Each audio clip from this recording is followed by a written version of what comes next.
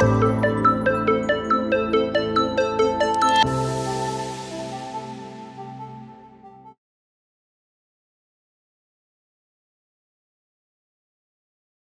I'm Dr. Brian Koffman, a retired family doctor and clinical professor, and a CLL patient myself.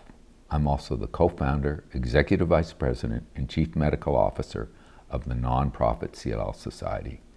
And I'm here to talk to you about some of the most important research that has been recently presented at major hematology conferences and appeared in major hematology journals.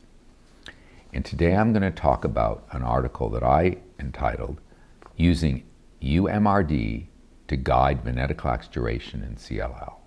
What was the bottom line? MRD-guided or measurable or minimal residual disease guided venetoclax-based therapy can lead to durable remissions in both the frontline and relapse setting in CLL.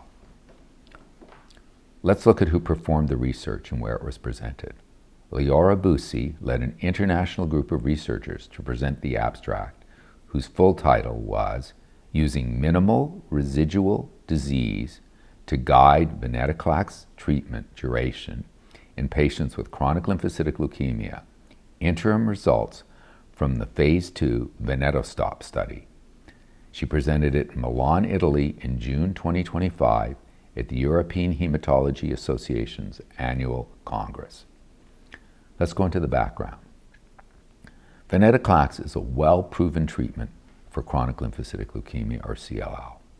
Studies have shown that patients who can achieve undetectable, measurable, or minimal residual disease, uMRD, at the end of venetoclax therapy tend to have longer remissions and tend to live longer. Monitoring for uMRD and using the results to inform when is the best time to stop venetoclax-based therapy can help doctors shorten treatment duration, reduce side effects, and possibly even lower the risk of drug resistance. What was the methods used in this trial? It's an ongoing clinical trial, and it's studying whether patients with CLL who reach undetectable MRD after at least 6 months of venetoclax-based therapy can stop their treatment early.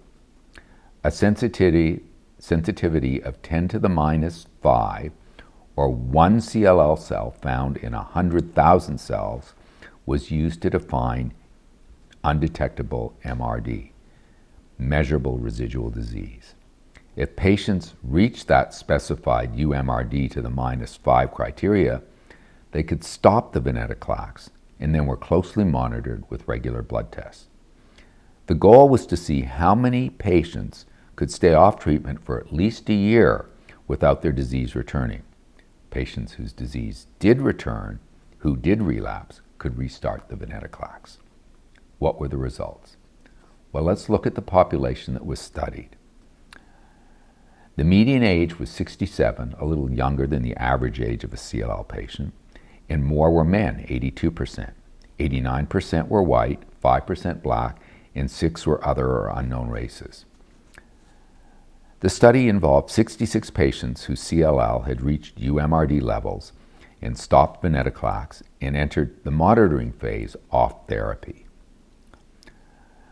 45 patients, or 68%, had received the venetoclax frontline, and the other 21, or 32%, had received venetoclax in a relapsed refractory setting.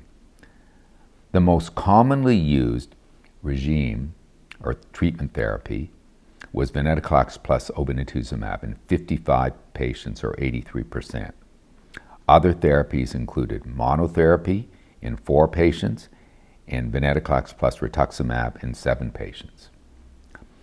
Median duration of venetoclax therapy was just a little over 10 months before stopping. After stopping treatment, what happened? 71% of patients still had undetectable disease a full year later. 46% still had undetectable disease a full 2 years later. The estimated progression-free survival, how many patients were still alive without their disease advancing, was 97% at 12 months and 84% at 24 months. The 6 patients whose disease returned restarted venetoclax, and 75% of them responded again. So what conclusions can we draw?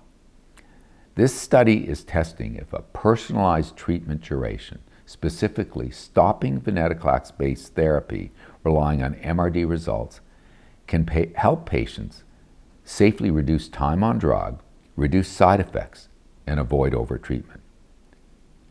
These very early data are promising. The trial is ongoing, and future results will show how well this strategy allows patients to stay treatment-free while maintaining good disease control. Other research, as the FLAIR trial, is exploring extending treatment of venetoclax and ibrutinib in that case until uMRD is reached, and then doubling that time in the hope of tailoring treatment duration in a way that can lead to extremely durable remissions. Using MRD to individualize time on treatment makes good sense, but it can add considerable complexity to the treatment management. Whether its use becomes common beyond clinical trials in academic centers is far from certain. Trials like this might help answer that question and other questions. On the website, we give a link to the source of the trial, using minimal residual disease status to guide venetoclax treatment duration in patients with chronic lymphocytic leukemia, interim results from the phase 2 VENETOSTOP study. Thanks for your attention.